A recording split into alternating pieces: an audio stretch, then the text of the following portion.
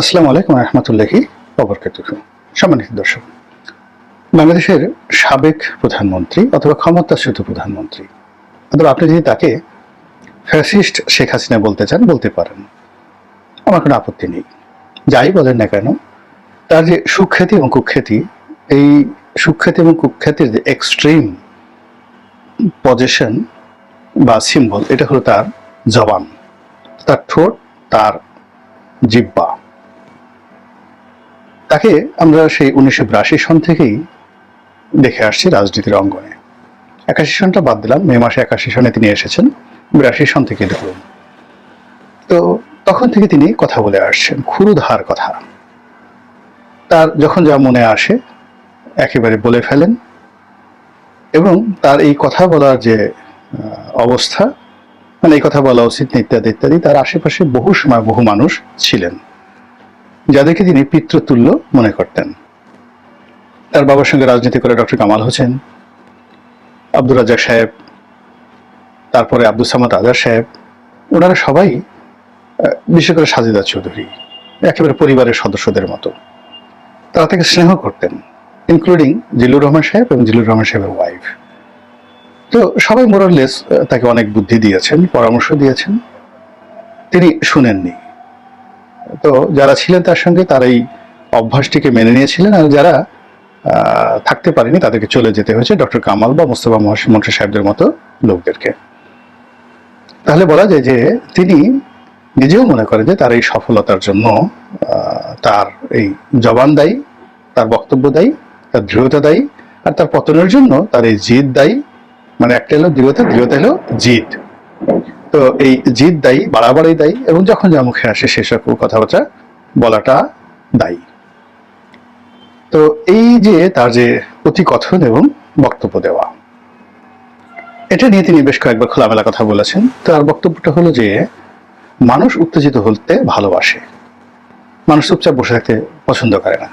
পাশাপাশি দুজন লোক, আমি এটা উনি বলেন নাই, আমি বলছি যে পাশাপাশি দুজন লোক বসে আসে চুপচাপ, দেখবেন যে বুড়া বয়স্ক মানুষ, কিন্তু একজন আর একজনকে কথা নাই একটা খোঁচা দিয়ে বসলো, কিংবা একটা গুঁতো দিয়ে বসলো অকারণে। অর্থাৎ এই যে চুপচাপ বসে আছে, এটা আমাদের বাঙালির স্বভাব নাই। এখানে অস্থিরতা থাকবে, উত্তেজনা থাকবে, এবং যারা এই অস্থিরতা এবং উত্তেজনা তৈরি করতে পারে তারাই জীবনে সফল হয়। এবং শেখ হাসিনা মোরালেস এই সকল কথাবার্তা বলে তিনি সফল হয়েছেন। তিনি বিরোধী পক্ষকে যাচ্ছেতাই ভাষায় গালাগাল করেছেন, অপমান করেছেন, অপদস্থ করেছেন, খোঁচা দিয়েছেন, আরো অনেক কিছু করেছেন। করার পরে তিনি বুঝতে পেরেছেন যে এটার ওজন কতটুকু, এটা কতটুকু লাভ দিতে পারে, তার ক্ষমতা কতটুকু, এবং সেই অনুযায়ী তিনি প্রথমে উত্তেজিত করেছেন, তারপরে একটা সেন্টিমেন্ট দেখেছেন, এরপর তিনি সিদ্ধান্ত নিয়েছেন ধীরে এবং সুস্থ। এবং সেইভাবে কিন্তু যারা আমজনতা, তারা সাধারণত তার যারা সমালোচক, তাকে বলেছে ইটস এ মুখরা রমণী, একজন মুখরা রমণী, যা মুখে আসে তাই বলে। এরপর তার নাকটা বেশ অন্যান্য একটু লম্বা, তো এইটা অনেকগুলো ব্যাখ্যা আছে লম্বা নাকের, বা একটু বাঁকাও বটে, সামনের অংশ বাঁকা বটে।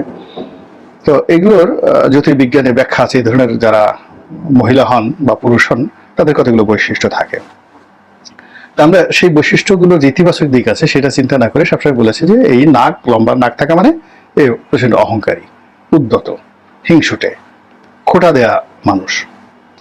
তো এই বাংলায় মূলত তাকে নিয়ে ওইভাবে গবেষণা হয়নি যে কেন এবং কিভাবে একজন সাধারণ রমণী এত বড় একটা দল আজকের দিন পর্যন্ত শক্ত হাতে চালাচ্ছেন। 2 নম্বর হলো যে তিনি তার প্রতিদ্বন্দ্বীদের মনে সেই 1982 সন থেকে আজ অবধি যে আতঙ্ক তৈরি করে ফেলেছেন প্রতিদ্বন্দ্বীদের মনে। যুগে যুগে অনেকে মরে গেছেন, অনেকে নাতি হয়েছে, পুতি হয়েছে, কিন্তু শেখ হাসিনা সম্পর্কে ভয়টা কাটেনি, এখন পর্যন্ত সমান তালে চলছে। এই হলো তার বৈশিষ্ট্য।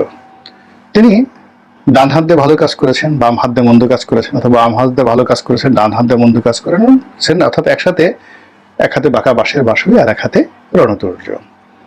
তিনি কাউকে সম্মান করে দিয়েছেন, আবার একটু পরে পিছন থেকে গদি টেনে নিয়ে গেছেন। তো এই যে শেখ হাসিনা, সেই শেখ হাসিনা বাংলাদেশ থেকে তিনি চলে গেছেন। চলে যাওয়ার পর পরিবেশ পরিস্থিতি অনুযায়ী তিনি বেশ কয়েকবার কথা বলেছেন। প্রথমে তিনি কেন গেছেন, তাকে জোর করে তাড়িয়ে দেওয়া হয়েছে। তারপর তিনি আবার আসবেন, আবার ভোট হবে ইত্যাদি নানা রকম কথা, যেটা গতানুগতিক সেটা বলার চেষ্টা করেছেন। তারপর তিনি নরম হয়েছেন, কান্নাকাটি করেছেন, অতীতের মতো করে বলেছেন যে আমার বাপ মারা গিয়েছেন, অমুক অমুক মারা গেছেন, আমাকে আর একটু হলে মেরে ফেলতো। তিনি মানুষের সেন্টিমেন্ট দেখার চেষ্টা করেছেন, কিন্তু দেখলেন যে না, ওইগুলোতে কাজ হবে না, ওইগুলোতে কাজ হবে না, তাকে দৃঢ়তা দেখাতে হবে এবং তিনি যে এখনো সিংহ বিক্রমে কাজ করেন সেই কথাগুলো মানুষকে বুঝাতে হবে। এবং এই কারণে তিনি একের পর এক বক্তব্য দিয়ে যাচ্ছেন, সেই দিল্লি থেকে বা কলকাতা থেকে বা অন্য যে কোনো জায়গা থেকে। তো এটা বাংলাদেশে যথেষ্ট অস্থিরতা তৈরি করছে এবং সেই অস্থিরতার ফলে দিল্লিতে অসন্তোষ দেখা দিয়েছে, কলকাতাতেও বিরোধী পক্ষ যারা রয়েছে বিজেপির তারা বেশ বিরক্ত, এমনকি মমতা ব্যানার্জিও বিরক্ত। আর ডক্টর মোহাম্মদ ইউনূসের যে বিরক্তি, এটা এমন পর্যায়ে চলে গেছে যে তিনি যখন নরেন্দ্র মোদী সাহেবের সঙ্গে দেখা করলেন, তিনি একেবারে আলোচনার মধ্যে এটিকে তুলে নিয়ে আসলেন যে ভাই বা দাদা বাবু, আপনি ওনার মুখটা বন্ধ করেন, আপনি তাকে রাখতে চান রাখেন, অসুবিধা নেই, আপনার যেহেতু এত পছন্দ আপনি রাখেন, কিন্তু একটু সোপাড়া বন্ধ করতে বলেন। কিন্তু নরেন্দ্র মোদী বলছেন যে আমি এটা পারবো না, এটা পারবো না। আবার এটাকে একটা ডিপ্লোম্যাটিক অ্যাঙ্গেলে নিয়ে এখন তিনি আল জাজিরার যে সাক্ষাৎকার, সেই সাক্ষাৎকারে ডক্টর মোহাম্মদ ইউনূস এটা প্রকাশ করে দিয়েছেন এবং এটা নিয়ে আমরা বাংলাদেশে নানামুখী জল্পনা কল্পনা কথাবার্তা বলে চলেছি। কিন্তু অবাক করার ব্যাপার হলো যে আল জাজিরা এই সাক্ষাতের পর শেখ হাসিনার জবান বন্ধ হয়ে গেছে। তিনি এই গত এক দেড় সপ্তাহের মধ্যে কোনো বক্তব্য, অডিও বার্তা দিচ্ছেন না, কোনো নেতা কর্মীদের সাথে টেলিফোনে কথা বলছেন না, কোনো বক্তব্য ভাইরাল হচ্ছে না, ইত্যাদি ইত্যাদি অনেকগুলো বিষয় আমরা দেখতে পাচ্ছি। তাহলে ঘটনাটা কি? নরেন্দ্র মোদী কি আসলে তাকে কোনো সতর্কতা অবলম্বন করেছেন, অথবা তিনি কি কোনো কৌশল অবলম্বন করেছেন, নাকি এমন কিছু ঘটছে যে ঘটনার ফলে তিনি এই মুহূর্তে কথা বলাটা গুরুত্বপূর্ণ মনে করছেন না? যেমন আসলে হঠাৎ করে যে কাশ্মীরের প্রসঙ্গটা এসছে, সেই কাশ্মীরের যে প্রসঙ্গটা, সেই প্রসঙ্গটার প্রেক্ষিতে ভারত একটা বিরাট চাপের মধ্যে রয়েছে, সারা ভারত উত্তাল।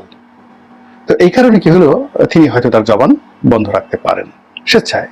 প্রাজ্ঞ রাজনীতিবিদ, দীর্ঘদিন বাংলাদেশ থেকে চালিয়েছেন, কিন্তু বুঝতে পারেন যে এখন তিনি যদি একটা কথা বলেন, বাংলাদেশ নিয়ে একটা ঘটনা ঘটে, এটা নরেন্দ্র মোদী তার আশ্রয়দাতা যারা আছেন তারা এটা স্বাভাবিকভাবে নেবেন, এটা স্বেচ্ছা পরিণত হতে পারে। অথবা এই যে ঘটনা, হিন্দু মুসলমান যে দ্বন্দ্ব সংঘাত, পাকিস্তানের সাথে সীমান্ত বিরোধ, আরো হাজার রকম সমস্যা নিয়ে ভারত যে অবস্থার মধ্যে রয়েছে, সেখানে হয়তো নরেন্দ্র মোদী যারা উপদেষ্টা রয়েছেন, বিশেষ করে অজিত দোভাল, তিনি হয়তো রিকোয়েস্ট করতে পারেন যে madam just keep quiet for few days, এই সময়টাতে আপনি রাখেন, এটা হতে পারে, এটা কোনো অস্বাভাবিক নয়। থার্ডলি সেটা হলো তিনি এই সময়টিতে বাংলাদেশে যা কিছু ঘটছে, যেমন IMF ঋণ পেল না, তারপর বাংলাদেশ যে রোহিঙ্গাদের জন্য বা আরাকান